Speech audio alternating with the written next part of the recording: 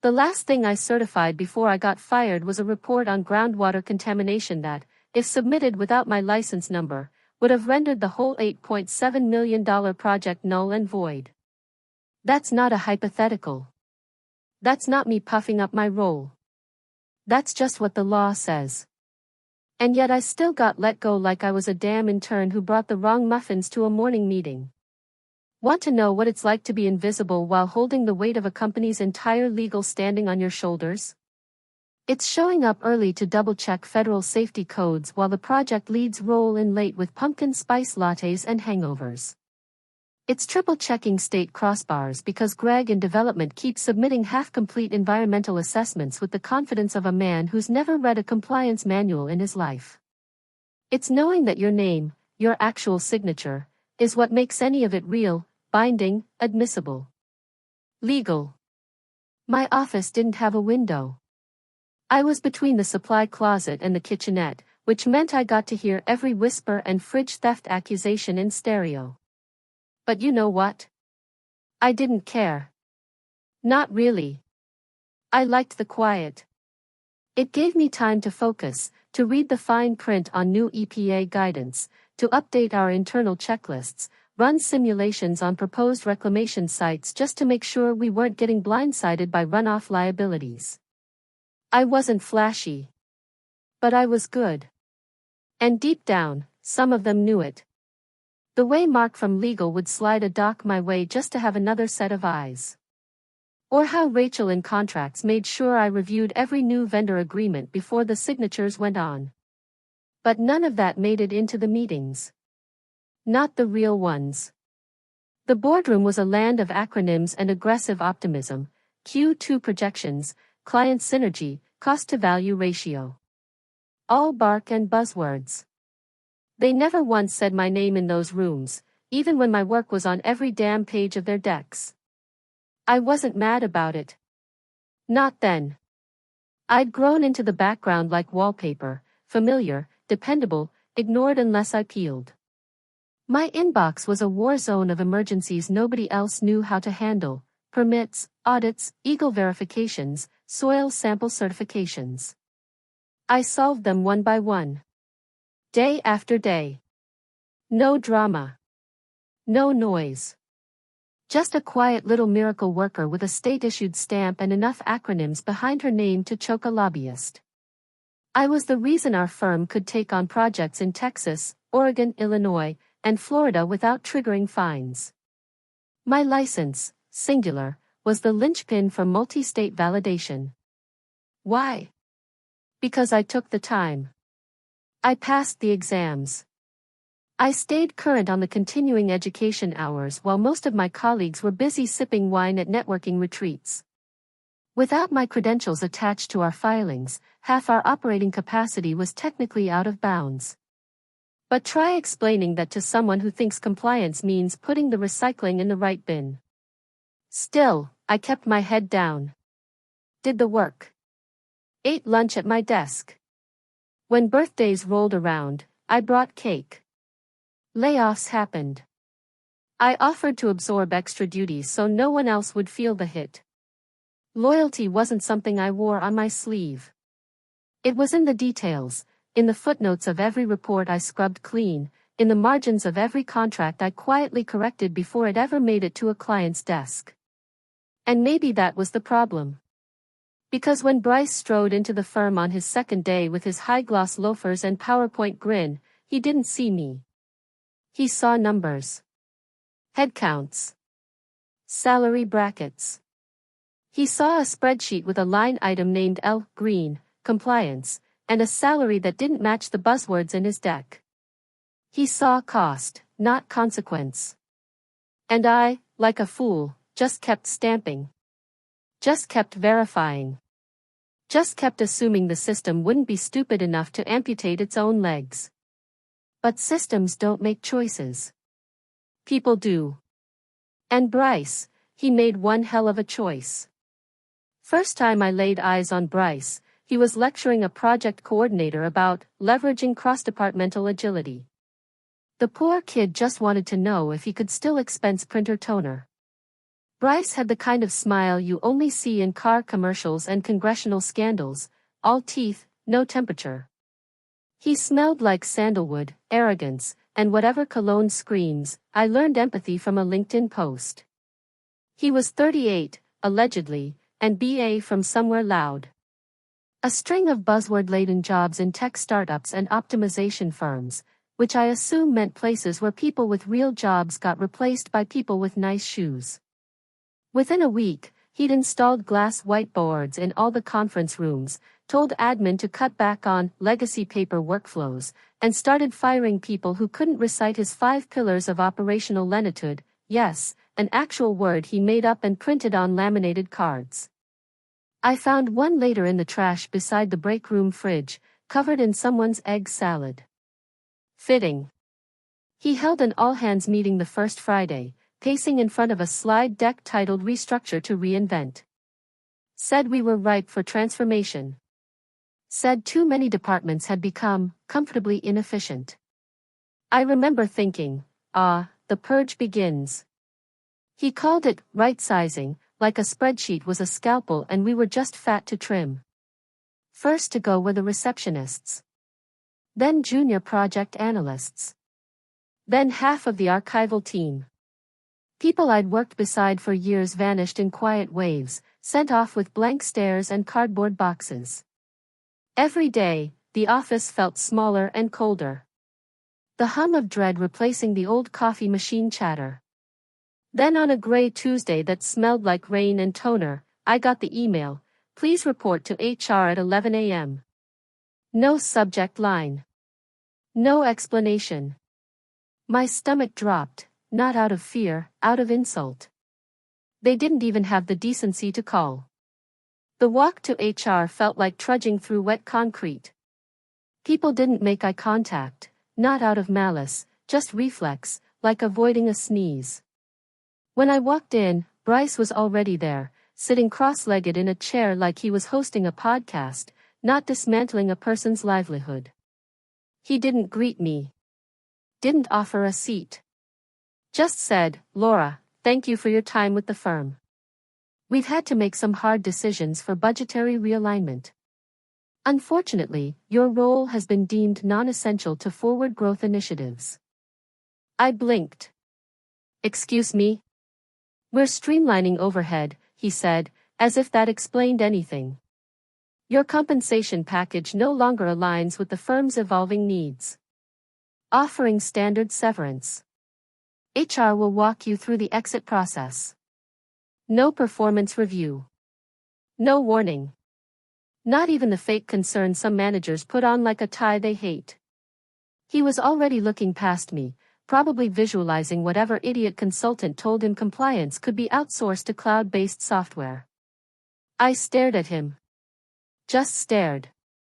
There were a dozen things I could have said, that my credentials were the bedrock of our multi-state lure, that firing me without succession planning was like pulling a Jenga piece from the bottom row and praying the tower didn't collapse, that the state boards didn't recognize cost optimization as a legal defense when a certification gets flagged. Instead, I nodded. Calm. Cold. Not for him, never for him, but for myself. Because I knew. I knew what he'd just done. And I didn't need to scream to make it echo. I signed the papers, thanked HR, walked back to my desk. Wasn't much to pack. A mug that said, Permit Whisperer. A ficus that had survived 3 budget cuts and 1 mold outbreak. A drawer of colored highlighters and flash drives named after dog breeds. I took them all quietly. No scene. No tears. On my way out, I paused by the printer, my faithful companion in the war against regulatory chaos, and gently patted it like a dog I was leaving behind in the divorce. Then I walked out the door, down the hall. Asked for Bryce's office. Where he was already on a Zoom call, talking about quarterly velocity curves. He didn't look up. Didn't even know what he just lost. But he would. The thing about being underestimated for years is you learn how to move without making noise. You become fluent in silence. So when people came storming into my inbox after the news spread, ex-colleagues, mentors, even a couple senior engineers from different floors, I didn't scream. Didn't posture. I didn't tweet some melodramatic farewell post about closing chapters. I just let it simmer. You have to tell the board, someone from legal wrote me. He fired the company's legal spine. They'll reverse it the second they understand. But I didn't write the board. Not then. Because I knew how this place worked. They were still at their annual coastal strategy retreat, sunburned execs in polo shirts, white wine in one hand, a buzzword-laced binder in the other. Handed Bryce the keys and gone golfing. Coming to them now would sound like noise.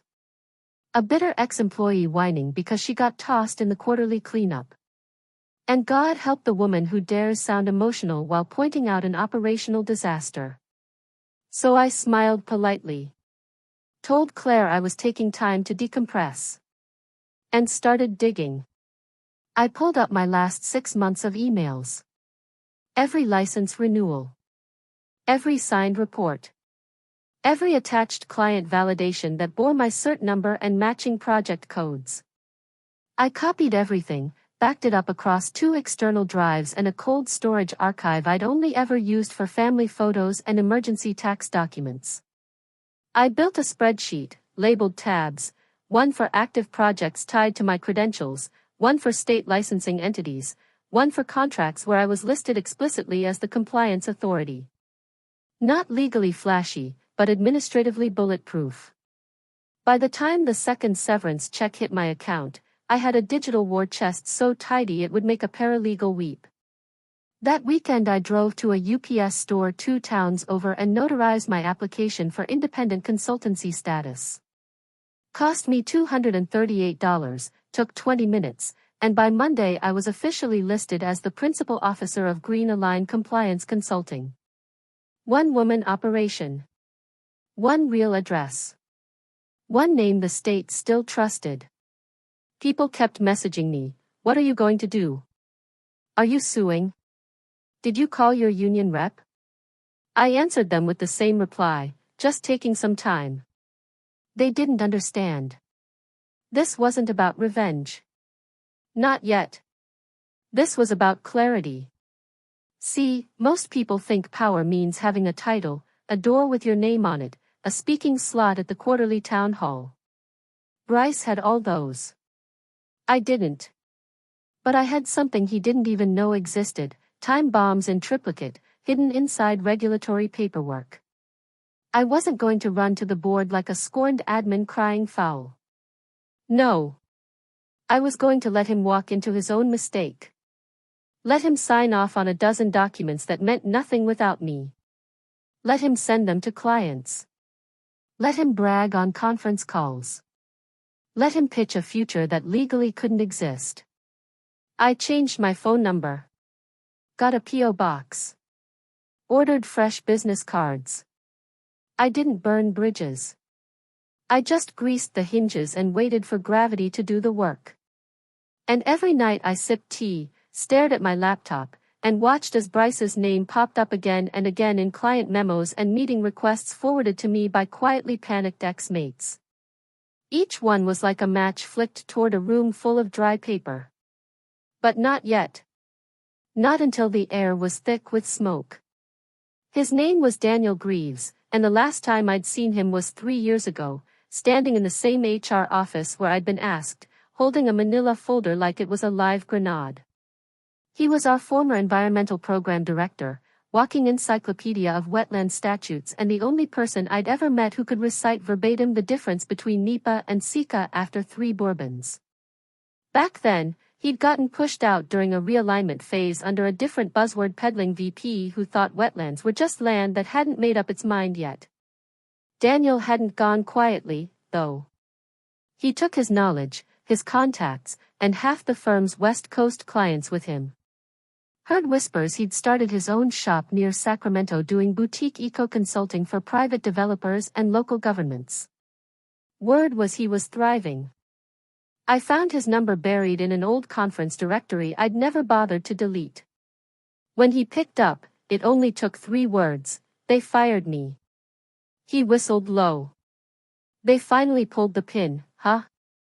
We met at a diner off I-71.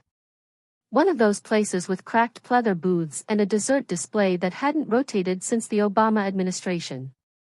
He looked older, a little grayer, but his eyes still had that coyote glint, smart, fast, slightly amused by everything and everyone. I laid it out for him. Bryce. The severance. The licenses. The silence. He didn't say much at first. Just sipped his black coffee and tapped his spoon against the rim like a clock ticking down. Then he said, "Ever read Sun Tzu?" I rolled my eyes. "You mean The Art of War?" "Nah," he grinned. "His Yelp reviews." I smirked. He leaned in. "You don't swing. You wait. Let the fool build his gallows from recycled org charts." And just like that, I had a co-conspirator. Daniel walked me through the mechanics of quiet exposure. "You don't go to the board," he said. "You go to the rules. The system. The system doesn't panic. It just sends letters." That night I logged on to the regulatory board's portal and submitted a formal notification of change in license certifying official for the 5 states where my name had been stamped across every active report. It was standard protocol. Any change in the individual responsible for environmental certifications had to be disclosed immediately. I didn't accuse. I didn't editorialize. I just clicked submit. Single action would trigger a domino line of automated verifications, document reviews, and cross-checks, most of which would arrive at an inbox in Bryce's office labeled compliance inquiries, which I knew for a fact hadn't been monitored since Janice got let go. The state board would send their first audit packet by the end of the week. Then came the second move. Daniel drafted up a neutral observation memo, industry lingo for, "Hey, might be fed and just don't know it yet," and passed it along to one of his contacts in the regional EPA office. Nothing accusatory. Just a note suggesting there may be discrepancies in our firm's current certifications due to recent personnel transitions. Once that stone hits the pond, the ripples follow protocol. The EPA doesn't rush. But it doesn't miss. We mapped it out on a napkin. Week 1, initial audit notices dispatched. Week 2, client-side queries begin as pending projects hit verification snags. Week 3, regulatory clock starts ticking. Bryce still has no idea what's in motion. Daniel leaned back and grinned. Give it time. He'll start swatting flies without knowing there's a hornet's nest under the desk. And I went home, opened a fresh Google Doc titled Chain of Custody, How It Really Works, and started preparing my response kit for when the inevitable panic emails started rolling in. Not if. When. For the first time in weeks, the ache in my chest wasn't grief or humiliation. It was focus. This wasn't personal anymore. It was professional euthanasia. It started with a signature, or more specifically, the absence of one. An environmental clearance report for a mid-size logistics park in northern Indiana got kicked back by a state auditor with a curt note, missing certified compliance authority. That's it. No explanation. No second chance. Just a red stamp that read incomplete in screaming Helvetica. The client, an old-school shipping company with more lawyers than forklifts, panicked. Without that approval, their entire groundbreaking schedule got tossed into limbo. 3 days later, the firm's West Texas soil remediation project stalled when the oil company's compliance officer noticed the documentation referenced a license number that no longer belonged to an active certifying agent. That number, of course, was mine. A week after that, the South Carolina wetland assessment, 6 months in the making, was pulled off the table completely when the state board called and asked, very politely, what exactly was validating the impact studies now that Laura Green was no longer employed. And Bryce? He didn't see the pattern. To him, these were just hiccups. Paper jams. Lazy coordinators who didn't double-check their folders. He stormed through the office barking into Bluetooth earbuds, dropping phrases like quality control audit and operational agility realignment, which translated loosely to blame the peons and cut the fat. By the end of that week, document processing team was cut in half. He fired the last archival specialist, someone who'd been with the company longer than the carpet. Legal lost a paralegal. Marketing got absorbed into business development. Every time something went wrong, he shaved another slice off the org chart like a drunk man carving ham. Meanwhile, I sat at my modest little home office, sipping strong coffee and answering polite inquiries from junior employees who just had a quick question. The first email came from Megan, fresh out of grad school, sharp as hell, scared out of her mind. Subject line, urgent, Form 4002 certification. She wrote, "Hi Miss Green. I know you're no longer with the company, but I'm trying to validate an environmental compliance form that references your license number. Is there a new certifying agent we should be listing? I've asked my manager twice but got no clear answer. Please disregard if this puts you in an awkward position." I didn't respond directly. I forwarded the email to the firm's general contact line with a simple message. To whom it may concern, Miss Green is no longer affiliated with your organization and cannot provide internal support. As of date, no updated certifying agent has been officially filed for projects referencing Green consulting credentials. Please update all documentation accordingly. That reply would get automatically filed under legal notices, and someone, somewhere, would have to answer for it. It didn't stop there. A day later I got a text from Ben in the GIS department. Not sure who to talk to. Bryce says the wetlands model is fine. The client wants a certifier sign-off and won't move forward without it. Any idea what to do? I didn't reply. I didn't have to.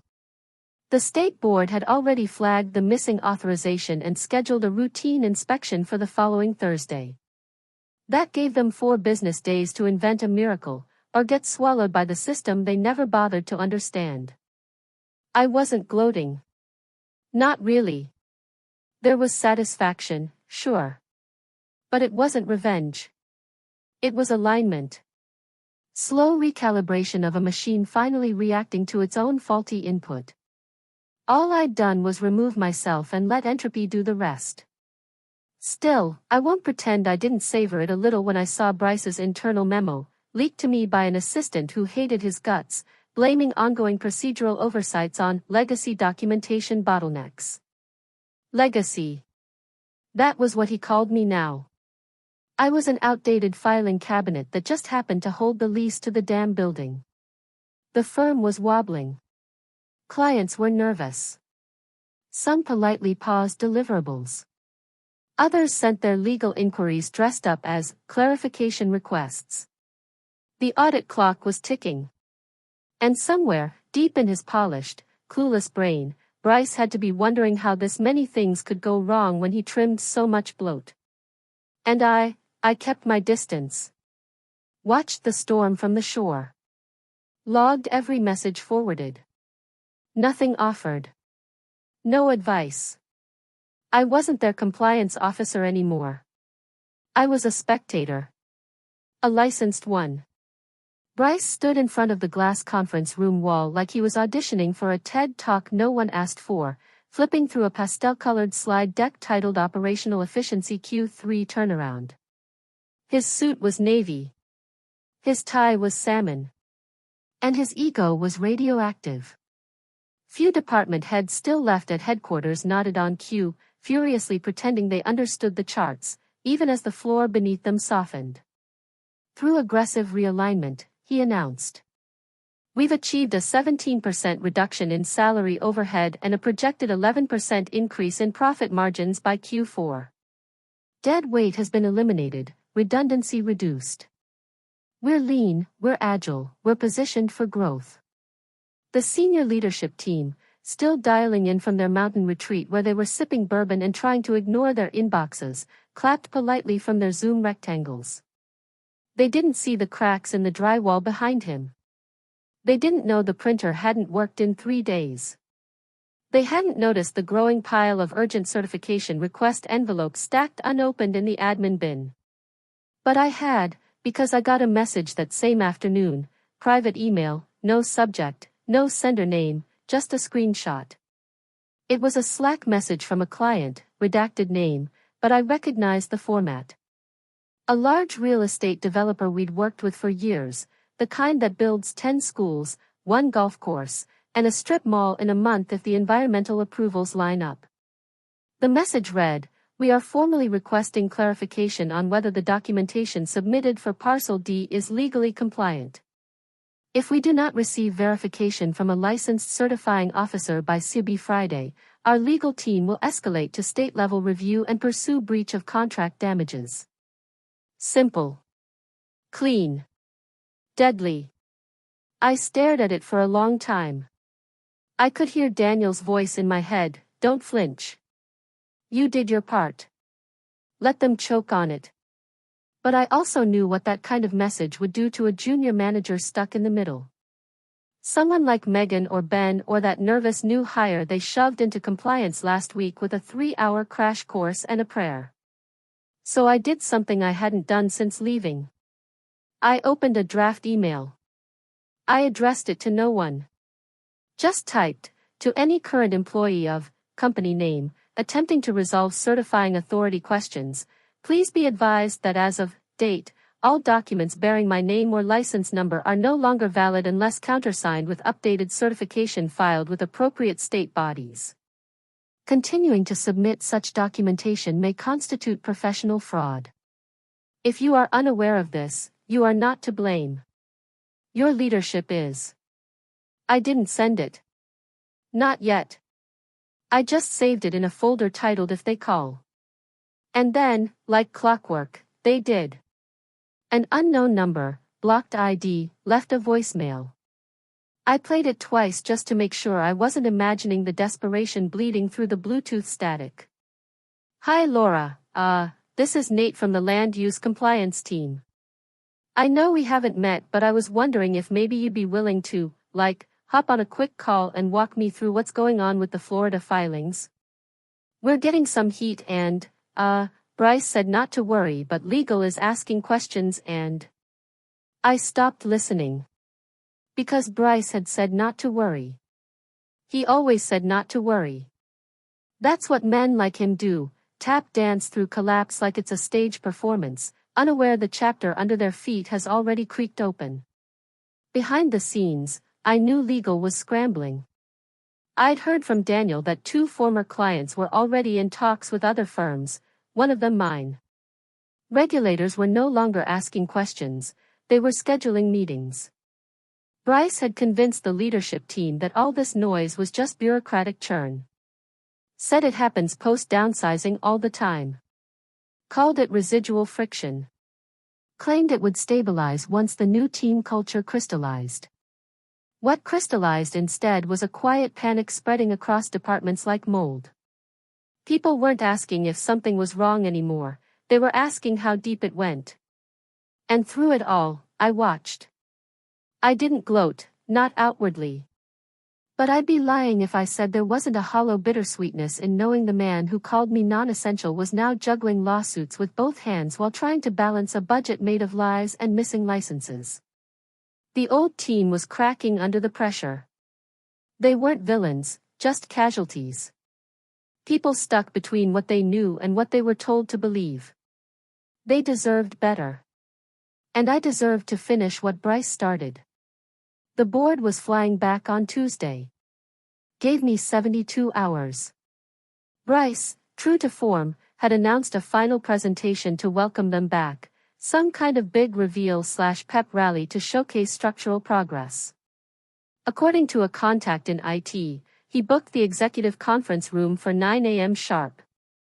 Titled the event, Q3 Renewal, The Future is Now. I could already picture it, him standing at the head of the table with graphs, maybe even a hype video with royalty-free music and aerial drone shots of office parks no one remembered approving. Meanwhile, I sat in my kitchen with a second mug of black coffee and a PDF open on my laptop, hand hovering over the trackpad. The document was a summary of active lure status for all environmental certifications tied to my name across Florida, Texas, Indiana, Illinois, and South Carolina. Every one of them was marked revoked. Authority no longer employed. Attached below were formal notifications from state boards confirming receipt of my resignation and disassociation from company name. 12 pages. Legal formatting. Boring, bureaucratic, and absolutely lethal. I'd reviewed it a dozen times, running spell checks like I was defusing a bomb. Then I minimized the window and opened a new email. To generalcounsel@companydomain.com. Subject, Urgent Lure Compliance Notice, Immediate Attention Required. To whom it may concern. As of resignation date, no active certifying authority is registered for projects currently operating in the following regions: Region X, FL, Region Y, IN, Region Z, TX. Continued submission of compliance documentation under my previous credentials constitutes a regulatory violation under state and federal statutes. Please find attached official documentation of lure change and relevant audit triggers. I trust this will be addressed before further liabilities are incurred. Regards. Laura Green. Principal, Green Align Compliance Consulting. I didn't hit send right away. My hand trembled slightly. After all the restraint, the watching, the quiet simmering, this was my first direct strike. Not just a paper cut. A knife to the artery. Scheduled the email to go out at 8:52 a.m. Tuesday. 8 minutes before Bryce's circus began. Then I turned off my notifications. I didn't sleep much that night. My mind pinged with possibilities. What if they ignored it? What if it got caught in spam? What if someone on the board had always hated me and spun it as sabotage? But another part of me, the part that had been stepped on, dismissed, signed away without a word, knew better. Facts don't panic. Paper doesn't lie. And this time, the truth was weaponized and pointed directly at the boardroom. Tuesday morning, 8:45 a.m. I was already dressed, not to go anywhere, just to feel steady. Hair tied back, blazer on, mug in hand. My laptop pinged quietly at 8:52. Message sent. Then I waited. 9 minutes later I got a forwarded internal memo from a former colleague. The subject line, "What the F*** is this?" attached was my email. Beneath it, a flurry of replies, legal, compliance, contracts, even the CFO, all blind CC'd. And at the bottom, one chilling question from a board member named Helen R.S. Why weren't we informed of this personnel change? And who's authorizing these filings now? A beat later, another email appeared. Subject, presentation postponed. Q3 review to be rescheduled pending urgent discussion. I exhaled. Slowly. Not because it was over, because the rope I'd handed them was finally tightening around the right neck. Bryce stood in the conference room like he'd already won. Blue suit, crisp shirt, hair slicked back so tight it looked like his ideas might leak out if he blinked too hard. His slide deck glowed across the screen, awash in bullet points and phrases like quantifiable momentum and strategic recalibration. His voice was steady. Rehearsed. Arrogant. So as you can see, reallocating legacy resource pools and shifting compliance overhead to an externalized infrastructure model, we've freed up significant capital for Q4 expansions in the Pacific Northwest. And that's when it happened. The boardroom door swung open with a sound no PowerPoint could compete with, the kind of silence that doesn't fall, it arrives, like fog in headlights. 4 board members walked in. Not a single laptop between them. Just printed pages, heavy with ink, heavy with consequence. Helen R.S., head of the audit committee, sat down slowly at the long end of the table and held up a stapled packet. My email. The attachments. The lure summaries. She didn't look angry. She looked insulted. Did you fire Laura Green? Bryce blinked. His mouth opened. But his brain stalled. You could see it, the misfire behind his eyes. She was non-client facing. He stammered redundant. Her role was classified as non-billable and Jesus Christ, muttered someone at the table. It might have been Chairman Ray's. Hard to say. The mics were off. Helen leaned forward calm as a loaded gun. She held every single regional certification we're currently licensed under. Bryce swallowed. We've since transitioned some responsibilities. No, you haven't, snapped another voice, Kumar from Regulatory Risk. He slapped the audit printouts on the table. Because this document shows that not a single updated certification has been filed with state boards. You've been submitting impact assessments with invalid credentials. That's not a clerical error. That's fraud. Bryce's voice went paper thin. Our compliance systems are in flux. Flux? Helen barked a short laugh. Bryce, half our current projects are now legally exposed. Do you even know what it means to operate without certifying authority in Texas? In Florida? Jesus, the wetlands contract alone. The screen behind him flickered. Forgotten, the phrase Q3 optimization target still hung in digital silence. I wasn't in the room, but I didn't need to be. I had eyes. Megan texted me a photo, Bryce standing frozen mid-sentence while Helen slammed the email packet on the glass table. The board's expressions told the whole story, stunned, betrayed, furious. Not just at the mistake but at the gall. The stupidity. Hadn't come back from their retreat expecting a celebration. They came back to find their firm legally crippled and one man too ignorant to realize he'd sawed through the keel. 27 minutes after that meeting began, Bryce was escorted from the building. No speeches. No send-off. Just a brown box and security flanking both arms like they were afraid he'd try to certify one last document on his way out. Back in my kitchen I sat with the same coffee mug I'd used for years. Permit Whisperer, faded along the handle. Daniel texted me 3 words, it happened finally. I didn't reply right away. Just stared out the window as morning sunlight leaked across my kitchen tiles. The war was over. But it didn't feel like victory. It felt like inevitability. Like gravity proving a point. I thought of the years I spent triple-checking documents that no one else understood. Being called non-essential by a man who thought state compliance was a matter of keeping a tidy Dropbox. I thought of Megan. Of Ben. Of the people still there scrambling to rebuild what one man's ego had detonated. And I let myself feel it, satisfaction. Warm and sharp, like whiskey in a cut. But it came with something else too. A quieter ache. The kind that shows up when something you loved collapses for reasons you saw coming a mile away. I'd warned no one. 'Cause some lessons don't land until the floor caves in. The call came at 2:12 p.m. same day. Same storm. Private number. I knew who it was before I answered, that nervous tone trying to sound composed. It was Denise, the board's assistant general counsel. We'd met twice in 12 years. Both times at ethics training seminars no one paid attention to. Hi Miss Green, she began. Not Laura. Not hey, how are you? Just pure legal damage control masquerading as formality. The board would like to offer you immediate reinstatement.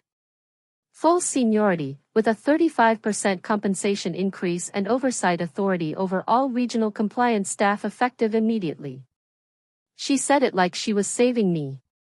Like this was the moment I'd been waiting for. My return to the fold. My vindication via paycheck. I let the silence stretch. Then I smiled. Thank you, Denise, I said. But I've already moved on. I'm not available. There was a pause just long enough for the words to land. Then came the follow-up, gentle, confused. Sorry, just to clarify. You're declining the reinstatement? I am. But I mean this would come with team control. Discretionary budget. I'm sure it would, I cut in. But my consultees already signed 3 of your clients. So I'm not looking for a job. I could hear her blink.